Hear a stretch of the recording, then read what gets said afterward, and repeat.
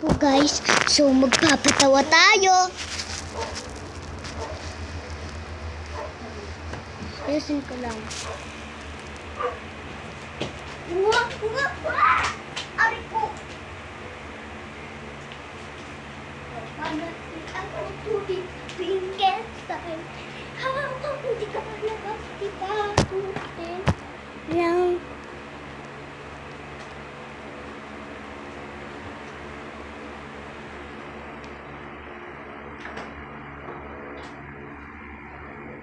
Kita bangki, hambi-hambi. Mama ko lang.